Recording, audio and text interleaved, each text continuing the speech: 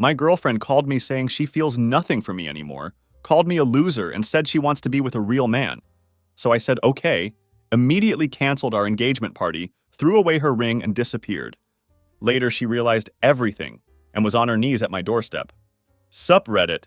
My name is Michael, and I'm a 29-year-old construction project management guy who's been working in this field for the past 8 years.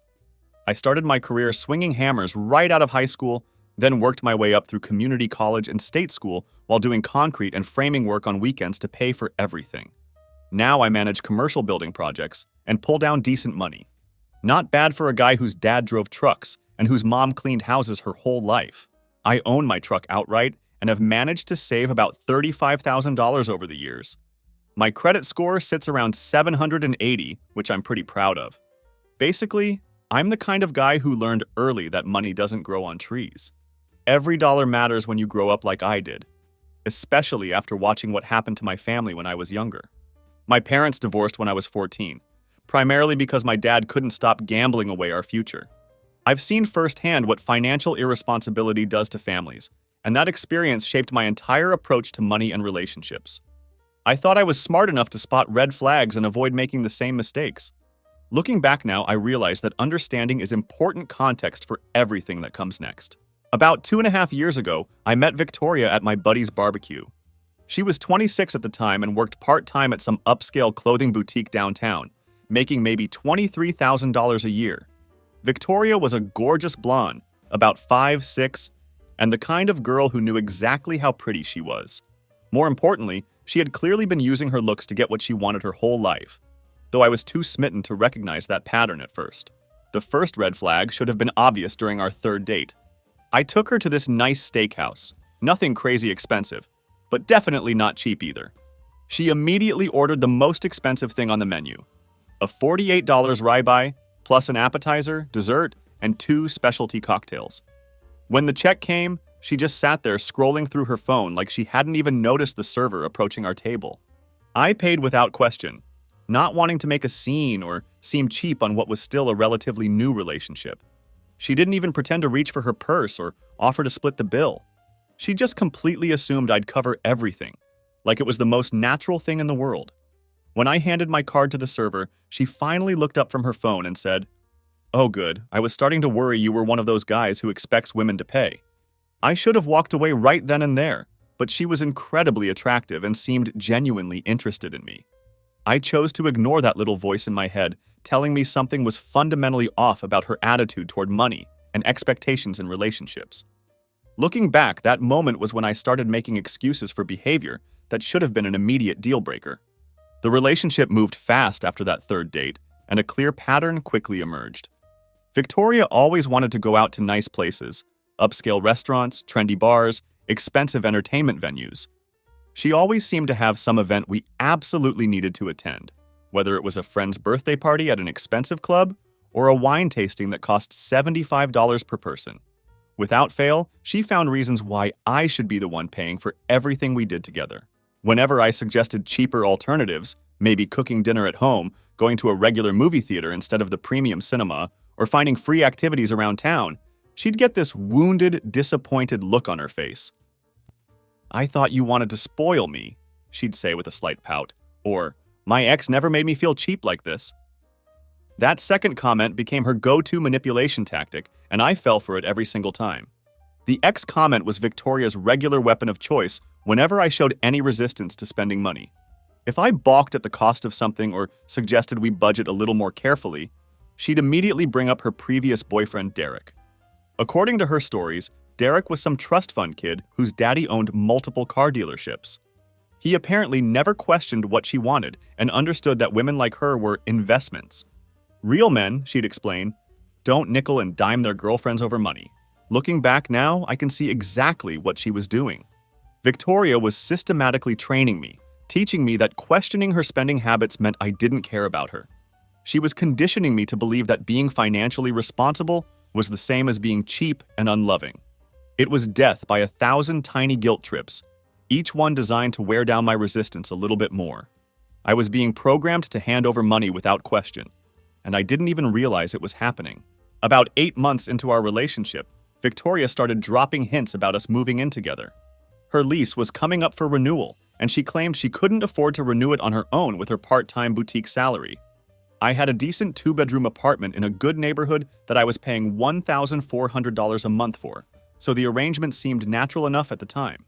I thought we were taking a normal step forward in our relationship. I had no idea that Victoria moving in would mark the beginning of the real financial abuse. Victoria moved in, but never contributed a single penny toward rent. Her reasoning was that since it was my place before she got there, she shouldn't have to pay for it. At the time, that seemed fair enough, or at least that's what I told myself.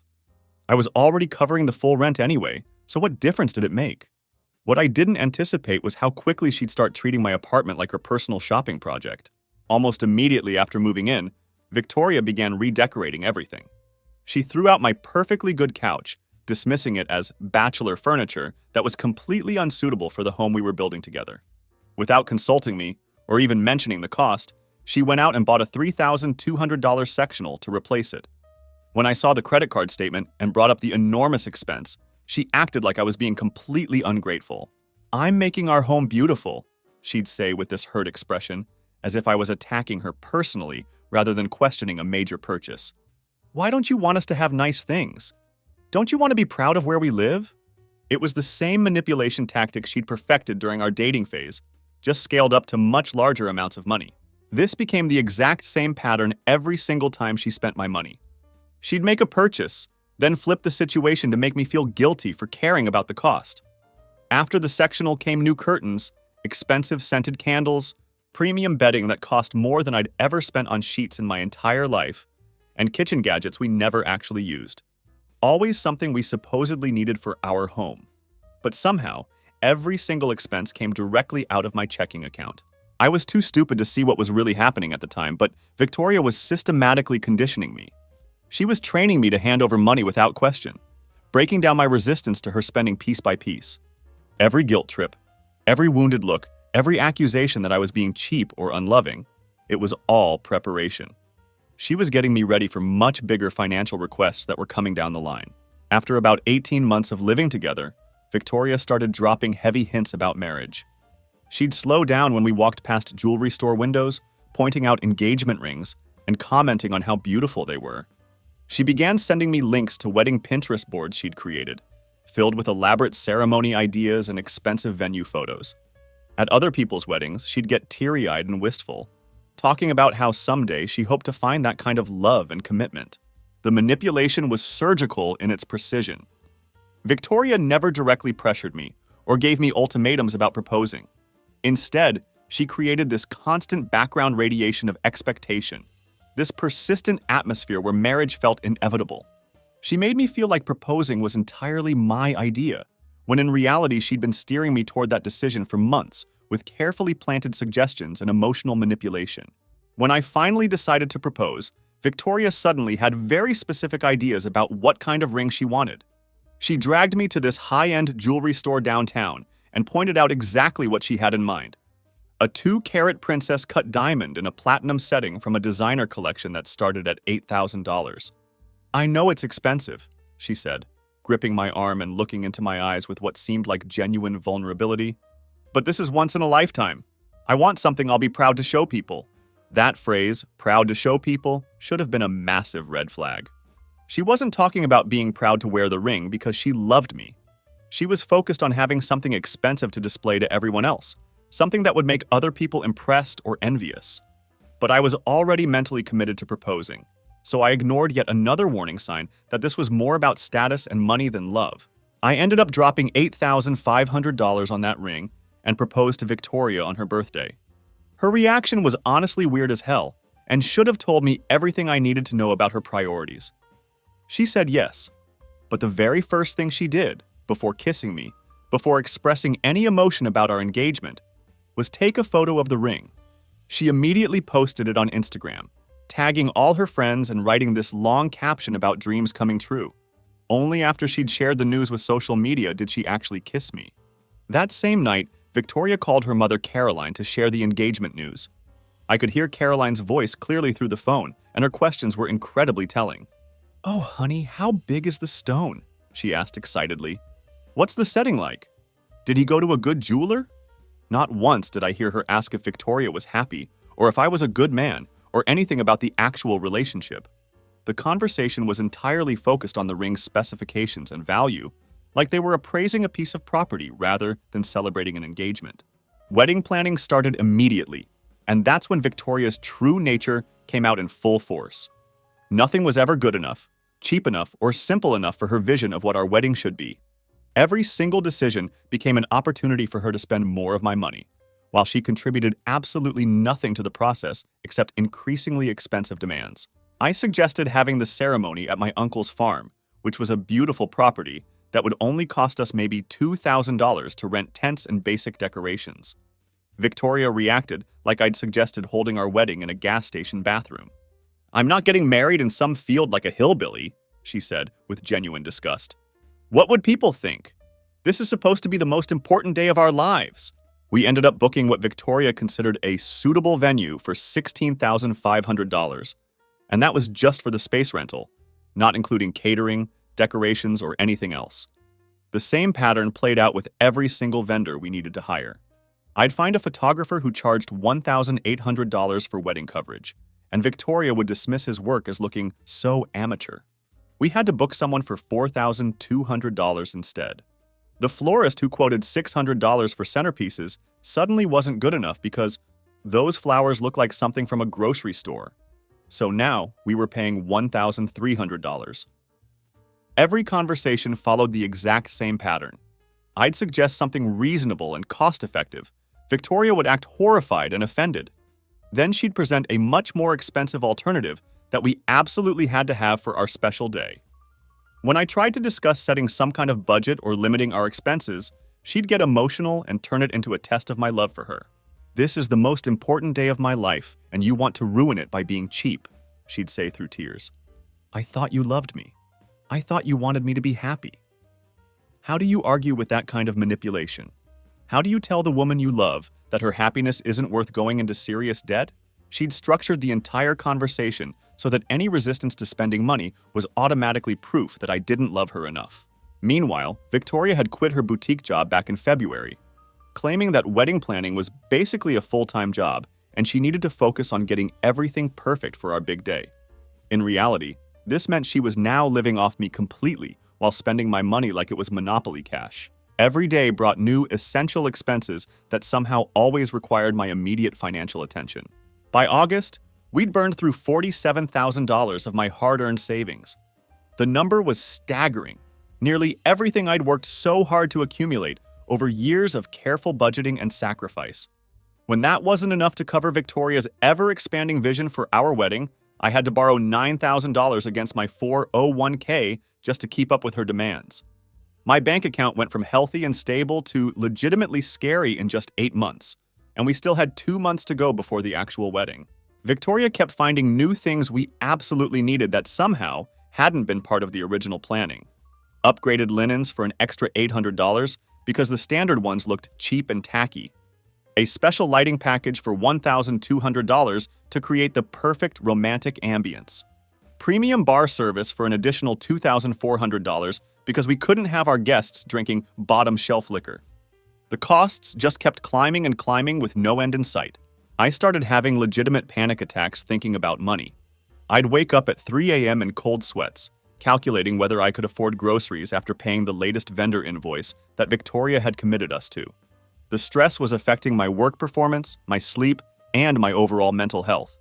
When Victoria would find me stressed about our finances, she'd somehow manage to make it about how I was ruining the engagement period with my negativity and obsession with money. Looking back now, I can see that Victoria was systematically destroying my financial stability while simultaneously positioning herself as the victim of my supposed selfishness. It was classic abuser behavior. Isolate the victim, create financial dependence, then gaslight them into believing they're the problem. She had me convinced that my very reasonable concerns about going bankrupt were actually character flaws that made me a bad partner. The Tuesday when everything came crashing down started like any other workday. I'd just gotten home from a particularly brutal day managing a commercial roofing project where the crew had screwed up measurements, putting us behind schedule. The client was threatening financial penalties, and I was already stressed about work on top of our mounting wedding debt. I was exhausted, mentally and physically drained, sitting on my couch still in my work clothes and trying to figure out if I could sell my truck to cover the remaining vendor payments without declaring bankruptcy. That's when Victoria's text message came through. "I'm not in love with you anymore," it read. "I think we want different things in life." Just like that. No warning, no conversation, no explanation. After 2.5 years together and $56,750 of my money spent on our relationship and wedding, she ended everything with a casual text message like she was canceling a dinner reservation. I stared at that phone for probably 20 minutes, reading the message over and over, trying to make it say something different. I kept thinking maybe she was having a particularly bad day, or maybe she'd sent it by mistake, or maybe this was some kind of test to see how much I really cared about her. But deep down in my gut, I knew the truth. Victoria had gotten everything she could out of me, and now she was moving on to her next target. You know what I texted back? Just, "Thanks for letting me know." Then I put my phone down and started planning her complete destruction. I couldn't sleep that night, so I made a pot of coffee and got to work. I opened my laptop and created a spreadsheet that I titled Operation Clean Slate. Over the next several hours, I meticulously listed every single expense related to Victoria and our wedding, every vendor contract, every deposit, every shared financial obligation. When I was finished compiling everything, the numbers were absolutely devastating to look at in black and white. Starting with the wedding vendors, the damage was staggering. The venue deposit of $16,500 was completely non-refundable according to our contract. We'd put down $3,800 with the catering company, $4,200 for photography, $1,300 for flowers, $2,900 for the band, $650 for the wedding cake, and $1,200 for linens and decorations. Every single one of these deposits was money I'd never see again. Then there were the living expenses for the 8 months Victoria had been unemployed while supposedly focusing on wedding planning. Her share of groceries came to approximately $2,400. I'd been paying her car insurance at $1,200, plus her phone bill at $720 after adding her to my plan. She'd asked for temporary help with her credit card minimum payments, which totaled $800. Her clothes and personal items that I'd purchased came to roughly $2,800, and our entertainment and dining expenses were approximately $3,600. When I added everything up, the total financial damage came to $56,750. Every single penny of it had come from my account, my savings, my financial stability that I'd worked years to build. But as I sat there staring at the spreadsheet, I started noticing patterns in Victoria's behavior that I'd been too blind to see while I was living through it. I could see how she'd always found ways to make every expense seem necessary and urgent, how she'd weaponized emotions to shut down any discussion of cost or budgeting, how she'd systematically trained me to hand over money without question, conditioning me to believe that financial responsibility was incompatible with love. This wasn't a relationship that had gone wrong. This was a con job, executed with surgical precision over 2.5 years. I spent the rest of the night researching my legal options and documenting everything I could remember about Victoria's manipulation tactics. By morning, I had a clear picture of what had really happened to me, and I was ready to start fighting back. I started calling vendors at 8 a.m. to understand exactly what my financial exposure was and whether there was any possibility of recovering some of the money. Most of the vendors were sympathetic when I explained that the wedding had been called off, but they were firm about their contracts. The deposits were non-refundable regardless of the circumstances, and they had it all in writing. The venue manager was polite but completely clear about their position. "I understand this is a difficult situation," he said, "but we have it in writing. The $16,500 deposit is forfeit if you cancel within 90 days of the event date." The photography guy was actually hostile about the whole thing. His email response was basically, "Not my problem, the contract is binding, don't contact me again." Real piece of work, that one. The caterer turned out to be more understanding than the others. He was an older gentleman who'd been in the wedding business for decades and had probably seen this exact situation before. As a goodwill gesture, he refunded $1,200 of the $3,800 deposit, which was a small mercy in the middle of this disaster. After calling every single vendor, I'd managed to recover about $2,100 out of the total $56,750. The rest was just gone. Money I'd worked my ass off for, saved penny by penny, vanished because I'd trusted the wrong person. That afternoon, Victoria came home acting like absolutely nothing had happened. She walked right past me and started making herself lunch, humming some cheerful song like she didn't have a care in the world. The casual normalcy of it was infuriating. Here I was, financially devastated and emotionally destroyed, while she acted like breaking up with me via text was just another ordinary Tuesday. "So about last night's text," I said, trying to keep my voice level and controlled. "Oh, that," she replied, without even looking up from the sandwich she was making. "Yeah, I've been thinking a lot lately and I realized we're just not compatible long-term. You're very practical, and I need someone who shares my vision for what life should be like." "Your vision being what exactly?" I asked. "Success, nice things, actually enjoying life instead of obsessing over every little expense," she said, like I was some kind of miser for not wanting to spend myself into bankruptcy for one party. "I see. Well, since we're not compatible, you'll need to move out," I told her firmly. That comment finally got her full attention. She actually laughed, like the idea was genuinely amusing to her. "I'm not going anywhere," she said with complete confidence. "We can be adults about this and continue living together as roommates until the lease is up. Lots of broken up couples do that." The absolute audacity of this woman was breathtaking. She'd just dumped me after bleeding me dry for over 2 years, and now she wanted to keep living in my apartment rent-free like nothing had fundamentally changed between us. "No, Victoria, you ended our relationship so you don't get to keep living here," I said. "Well, where am I supposed to go?" she asked, suddenly playing the victim. "I don't have money for a deposit right now, and finding a decent place takes time." "Maybe ask those wealthy parents who raised you to think money just appears out of thin air," I suggested. Her face went ugly real quick when I mentioned her parents. "You're being a vindictive asshole," she snapped. "This is exactly why I fell out of love with you. You're mean and petty when things don't go your way." I looked at this woman who'd spent 2 years systematically draining my bank account, who had just discarded me via text message, and who was now demanding to continue living off me while calling me the problem. Something cold and calculating settled in my chest. "You have until Friday to get your stuff out," I said calmly. "After that, anything left here goes to storage, and you can figure out how to retrieve it." Victoria spent Wednesday and Thursday alternating between two strategies: completely ignoring me and having dramatic emotional breakdowns about how heartless I was being. She'd camp out in the bedroom, making phone calls to friends and family, sobbing loudly enough for me to hear through the door. She was clearly playing up the victim role to anyone who would listen, trying to build a narrative where I was the villain for not continuing to support her after she dumped me. Thursday evening, she came home with reinforcements. Her mother, Caroline, and sister, Ashley, arrived like they were staging some kind of intervention.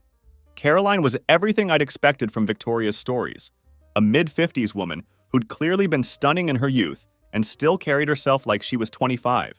She drove a BMW X5 that her husband Thomas paid for, wore designer everything, and had perfectly manicured nails that had obviously never seen a day of real work.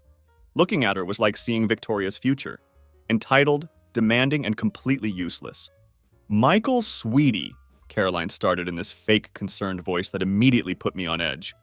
"Victoria told me you two are having some relationship difficulties, but throwing her out of her home, that seems a bit extreme." "It's not her home," I said clearly. "It's my apartment, my lease, my security deposit, my rent payments." "Well, yes, technically," Caroline replied with a dismissive wave, "but you've been living together for over a year. She has rights." Ashley jumped in then, trying to back up her mother. "Yeah, you can't just make someone homeless because you had a fight." "We didn't have a fight," I corrected them. "She ended our relationship via text message after spending $56,750 of my money." Caroline's eyes widened slightly at the number, but she recovered quickly. "Well, wedding expenses are just part of getting married," she said. "That's what engagement periods are for." "Except we're not getting married," I pointed out. "She called it off. So what exactly was all that money for?" "Look," Caroline said, switching tactics when she realized her first approach wasn't working. "Victoria made a mistake. She's young and got overwhelmed by wedding planning. But you can't just abandon her in her time of need. What kind of man does that?" The "what kind of man" line was clearly something Victoria had coached them to say. They'd rehearsed this whole intervention, probably expecting me to cave under family pressure and guilt. "The kind who doesn't let people walk all over him," I said. "She's had 2 days to figure something out. She's got wealthy parents. She'll manage." Caroline's mask slipped a little at that comment. Well, we can't just. I mean, our guest room is being renovated right now, she said, suddenly looking uncomfortable. And of course it was. They had money for luxury cars and designer handbags, but couldn't help their own daughter when she actually needed it. Probably because they knew exactly what kind of person Victoria was and didn't want to deal with the consequences of her choices themselves. That sounds like a family problem, I said. Not my problem.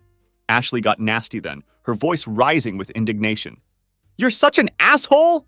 Victoria loved you. You're throwing it all away because of money. She's better off without you. If she's better off without me, then she shouldn't mind finding somewhere else to live, I replied calmly. Friday morning came and went, and Victoria's stuff was still exactly where she'd left it. So at noon, I called a moving company and had them pack up everything that belonged to her. I paid for professional packing and 1 month of storage, then mailed the storage unit key to Caroline's house via certified mail. The call started within an hour of the delivery. It was Victoria sobbing about how cruel I was being, followed by Caroline threatening legal action. And I even got a voicemail from Thomas saying I was handling this like a child and needed to step up and be a man about the situation. Step up and be a man. I'd been stepping up for 2 years while his daughter systematically bled me dry. Now I was supposedly supposed to keep supporting her even after she'd discarded me. I blocked all their numbers and enjoyed the silence for the first time in months. I took the engagement ring to 4 different jewelers before finding one willing to give me $3,100 for it. It was a brutal loss on an $8,500 purchase, but I wanted that ring gone. Every time I looked at it, I thought about how excited Victoria had been to show it off to people, how it was never about loving me, but about having something expensive to display. The wedding dress was more complicated to deal with. I posted it online with detailed photos and an honest description. Designer wedding dress size 6, never worn. Selling due to canceled wedding. Original price $5,200, asking $2,800 OBO. I got a lot of lowball offers and sob stories from potential buyers. One woman offered $800 and included a long email about how she couldn't afford more, but really loved the dress. Another wanted to trade for her grandmother's vintage dress that looked like it came from a thrift store. But I also got messages from women who'd been in similar situations. Brides whose fiancés had cheated, whose engagements had imploded for various reasons. There was apparently this whole underground network of women selling wedding dresses they'd never get to wear, and it made me realize that Victoria wasn't unique. She was just another in a long line of people who treat relationships like business transactions, looking for the best deal they can get before moving on to something better. Eventually, I found a buyer willing to pay $2,400 cash for the dress. Every dollar I managed to recover felt like a small victory against Victoria's financial warfare, even though I was still operating at a massive loss overall. During this time, I started noticing Victoria's social media activity more carefully. She'd always been addicted to Instagram and Facebook, constantly posting about her fabulous life and carefully curated experiences. But now the posts had taken on a different tone entirely. There were lots of vague posts about toxic people and fake friends, about cutting negative influences out of her life and starting fresh. She was posting photos of herself out at expensive restaurants and bars with friends like she was celebrating being free of me. What caught my attention were the designer handbags I'd never seen before, new clothes that looked expensive, and professional salon visits that clearly cost serious money. Wait a minute. If she was supposedly so broke that she couldn't afford an apartment deposit, where exactly was the money for all this expensive lifestyle stuff coming from? I started digging deeper into her online presence. Victoria had always been careless about privacy settings, keeping her Instagram public and her Facebook posts visible to friends of friends. She tagged locations constantly, which made it easy to track her activities. That's when I discovered something very interesting about her recent social life. She was spending a lot of time at this upscale cocktail bar downtown, posting photos with different guys in what looked like intimate, romantic settings. One guy in particular kept showing up repeatedly in her posts. He was tall, well-dressed, and drove a Mercedes convertible that probably cost more than I made in a year. His Instagram was public too, so I was able to learn quite a bit about him. Derek Hamilton, 34 years old, worked in pharmaceutical sales and lived in a downtown condo that probably cost twice my annual salary.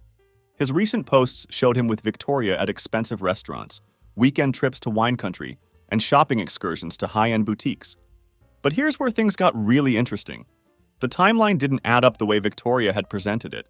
Their first photo together was dated just 2 weeks before Victoria had dumped me via text. But when I looked closer at when they'd started following each other on social media, it was almost 6 weeks before that first photo. Victoria hadn't suddenly fallen out of love with me like she'd claimed. She'd found a bigger fish and had been carefully preparing to jump ship for weeks. The breakup text wasn't an emotional decision. It was a calculated business move. She'd been planning her exit strategy while simultaneously bleeding me dry for wedding expenses that she knew we'd never actually use. I started screenshotting everything. Every photo, every tagged location, every timestamp that proved the timeline of her deception. I was building a file of evidence that Victoria's supposed financial desperation was complete bullshit, and that she'd been lining up her next mark while still engaged to me. I figured I was finally done with Victoria's games and manipulation. As it turned out, I was completely wrong about that. 2 weeks after Victoria had moved out, I got a call from my landlord, Mr. Kim, that made my blood run cold. "Michael, I need to talk to you about your apartment," he said in a concerned voice. "The building manager has been getting noise complaints from your neighbors. Loud music, people coming and going at all hours. What's going on over there?" My heart sank as I realized what was probably happening. "What do you mean?" "I haven't been having any parties," I said. "Not you, your girlfriend," Mr. Kim replied. "She's still living there with her friends." "My girlfriend moved out 2 weeks ago," I told him firmly. "I live there alone now." There was a long pause on the other end of the line. "That's not what the building manager was told," he said slowly. "She said you're just working different shifts now, but you still live there together with some relatives visiting." I drove over to my apartment immediately, using my key to get inside. What I found made me absolutely furious. Victoria's cousin Brandon was crashed out on my couch, along with his girlfriend Samantha and some other kid I'd never seen before in my life. They had fast food containers scattered everywhere. My TV was showing some streaming service I didn't pay for, and they were treating my place like their personal clubhouse. "What the hell is this?" I demanded.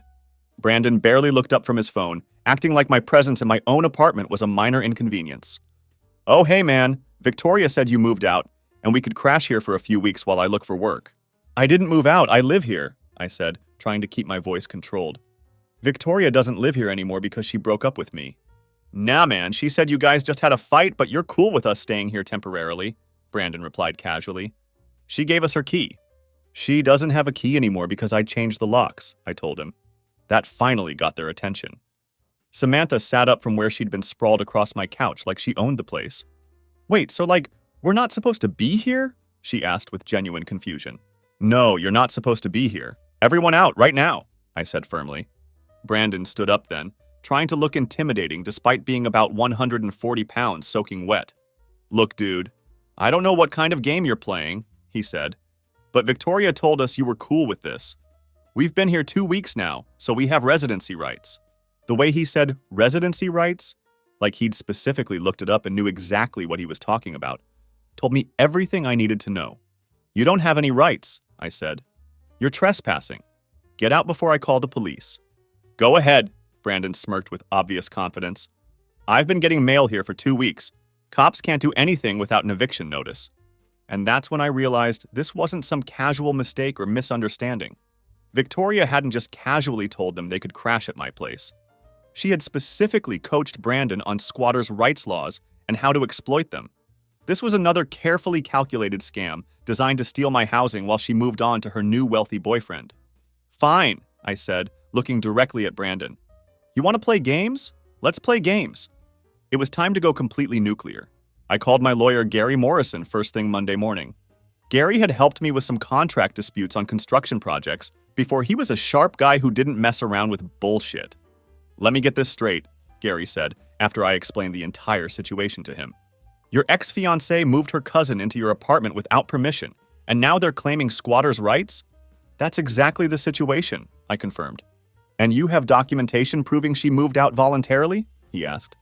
I immediately forwarded him screenshots of Victoria's breakup text, photos of the moving company receipts, copies of the storage unit rental agreement, and all her social media posts about starting fresh and leaving toxic relationships behind.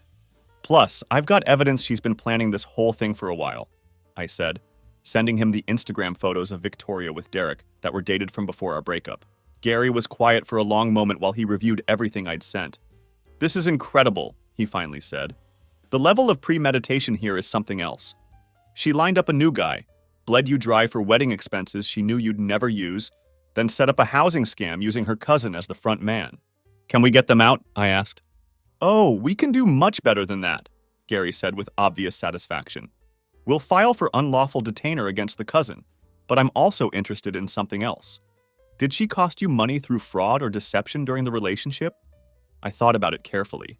She quit her job during wedding planning and I supported her for 8 months, I said. She claimed it was temporary until after the honeymoon, but she broke up with me before the wedding. So she obtained financial support under false pretenses. That's conversion, Gary said immediately. We can go after her for reimbursement. I quickly calculated 8 months of supporting Victoria completely.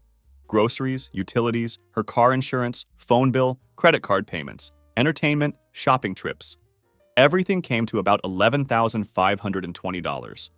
File for that too, I said. But Gary wasn't done digging yet. He had one of his investigators look into Brandon's background, and what they found was absolute gold. This kid had pulled this exact same scam before twice.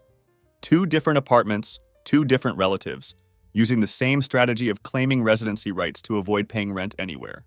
There was actually a documented paper trail of Brandon getting evicted from previous places for identical schemes. Even better, he'd been bragging about it on social media, posting about gaming the system and getting free rent for months at a time. That made him a professional squatter in legal terms, which carried much heavier penalties and much faster eviction timelines. We filed everything simultaneously: unlawful detainer against Brandon, conversion and fraud charges against Victoria, and restraining orders against both of them to stay away from my property. The process server found Brandon at my apartment 2 days later. The kid actually answered the door because he thought it was food delivery and got served right there in my living room while he was eating cereal from my bowls.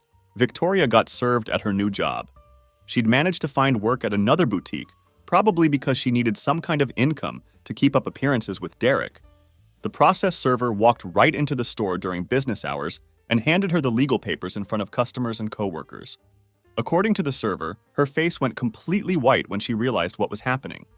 The court date was set for 5 months out, which gave me plenty of time to watch Victoria's carefully constructed new life fall apart in real time. The first casualty was her job. Apparently, having legal papers served at work didn't impress her new boss very much. She got fired within a week, probably because they Googled her name and found out about the fraud charges pending against her. Victoria's social media presence became increasingly desperate and unhinged as the legal pressure mounted. She started posting long rants about unfair treatment and being persecuted for trying to help family members. There were bitter posts about toxic men who can't handle strong women and complaints about people who use money to control others. The irony was completely lost on her. The comments on these posts were absolutely illuminating to read. While some friends offered generic support, others started asking pointed questions that clearly made Victoria uncomfortable. "Wait, didn't you break up with him?" one person asked. "Why was your cousin living in his apartment?" asked another. "Girl, this sounds like drama you created," wrote a third. People weren't buying her victim narrative as easily as she'd expected. Even more telling, her own mother Caroline started commenting on Victoria's posts with passive-aggressive messages like, "Some people need to take responsibility for their choices," and "Actions have consequences, sweetheart." Even her own family was publicly distancing themselves from her behavior, which spoke volumes about how obviously wrong her actions were. Brandon's situation was getting worse by the day. The kid had no backup plan and no money to fight the legal case properly. In desperation, he started a GoFundMe campaign asking for help with legal fees to fight what he called an unjust eviction. The campaign raised a whopping $127 total, mostly $5 and $10 donations from friends who probably didn't understand the full situation. Meanwhile, Gary was methodically building our case like the experienced professional he was. He subpoenaed Victoria's bank statements and social media data, got building management to document every policy violation Brandon had committed while squatting in my apartment. But the real breakthrough came when Brandon, in an attempt to defend himself, voluntarily provided text message screenshots to show he was just helping family. Those screenshots turned out to be the smoking gun we needed. They included Brandon's conversations with Victoria, where they'd planned the entire scam in detail. The messages dated back to when Victoria had first started considering breaking up with me, showing how they'd coordinated his move-in timing. There were messages like, "Once I'm done with him, you can crash there for a couple months," and He's too much of a pushover to actually evict you. And just claim residency. It takes forever to get people out legally. The evidence was absolutely overwhelming. Victoria wasn't some heartbroken girl making emotional decisions in the aftermath of a relationship. She was a calculated predator who had orchestrated every single detail of this elaborate con job. She'd been planning this scheme for weeks, carefully timing everything while still taking my money for wedding expenses she knew we'd never actually use. 2 months before the court date, Victoria tried reaching out through mutual friends to see if we could work something out without going through the legal system. She had her friend Kelly call me asking if there was any way to settle this privately. The translation was obvious. She was completely freaked out and knew she was screwed. Tell Victoria that ship sailed when she decided to commit fraud, I told Kelly firmly. We're going to court. Kelly tried guilt-tripping me about ruining Victoria's life over money, but I shut that down immediately. Victoria ruined her own life when she chose to be a criminal, I said. I'm just making sure there are consequences for her actions. Court day finally arrived, and it was everything I'd hoped for and more. Brandon showed up looking like he'd slept in his clothes for a week, clearly stressed and unprepared. Victoria came with Caroline and Thomas, all dressed up like they were going to church, trying to look respectable and sympathetic for the judge. The judge was the Honorable Martha Richardson, a no-nonsense woman in her 60s who'd probably seen every scam and sob story in the book during her career. She listened patiently to Brandon's bullshit story about just needing help and Victoria's lawyer's weak claims about misunderstandings and emotional distress. Then Gary presented our evidence. Gary started with the timeline, methodically laying out how Victoria had moved out voluntarily and Brandon had moved in immediately afterward. He showed the judge screenshots of Victoria's social media posts about being done with toxic relationships while simultaneously coaching Brandon on squatters' rights laws. Judge Richardson's expression grew colder with each piece of evidence Gary presented. When Gary showed the court the text messages proving Victoria had been planning this scam weeks in advance, Judge Richardson actually leaned forward in her chair, clearly paying very close attention to the level of premeditation involved. So, to be clear, Judge Richardson said, looking directly at Victoria with obvious displeasure, you ended your engagement with the plaintiff, moved out of his apartment voluntarily, then immediately facilitated your cousin's illegal occupancy of that same apartment? Victoria's lawyer tried some weak deflection about family, helping family and miscommunication between the parties, but the evidence was simply too solid to argue against. Brandon got hit with the judgment first. The judge ordered his immediate eviction with 24-hour notice to vacate the premises. On top of that, she imposed a $3,200 fine for being a repeat offender and professional squatter. If he wasn't completely out by the deadline, it would automatically become a criminal trespassing charge with potential jail time. But Victoria received the real punishment. Judge Richardson found her guilty of conversion, fraud, and conspiracy to commit theft of services. She ordered Victoria to pay back the full $11,520 in living expenses she'd obtained under false pretenses while claiming to be planning our wedding. Additionally, she had to cover my legal fees, court costs, and punitive damages for the emotional distress and financial harm she'd caused through her deliberate actions. The total judgment against Victoria came to $21,800. But here's the most beautiful part of the whole thing. Since Victoria was unemployed with no significant assets, the court set up a wage garnishment that would automatically take 15% of any future income she earned until the entire debt was paid off. This meant she literally couldn't get a job anywhere without me getting paid first. At her current earning potential, it would take her approximately 5.5 years to pay off the judgment completely. 5.5 years of being reminded every single payday that trying to scam me was the worst financial decision she'd ever made in her life.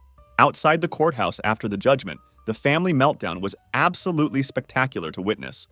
Caroline was screaming at Victoria about bringing shame on the family name, while Thomas stood there looking like he wanted to disappear into the sidewalk. Brandon was frantically calling various friends on his phone, begging for couch space since he had less than 24 hours to find somewhere else to live. Victoria just stood there crying, finally beginning to understand that actions actually have consequences in the real world. She tried approaching me one last time as I was walking to my truck, clearly desperate to find some way out of the situation. "Michael, please, can't we work something out?" she said through tears. "I made mistakes, but I'm trying to get my life back together. This judgment is going to follow me for years." I looked at this woman who'd spent months systematically planning to defraud me, who'd taken advantage of my trust and generosity at every opportunity, who'd tried to steal my home after bleeding me completely dry. You wanted different things in life? Remember? I said calmly. Well, this is what different things look like. Enjoy your new reality. Last I heard through mutual friends, Brandon was back living with his mother and working at a gas station. Victoria managed to find work at a call center, making $14 an hour, which means about $125 of her paycheck comes directly to me every month until that $21,800 debt is completely satisfied. At that rate, assuming she can actually keep a job, it'll probably take her about 5 years to pay it all off.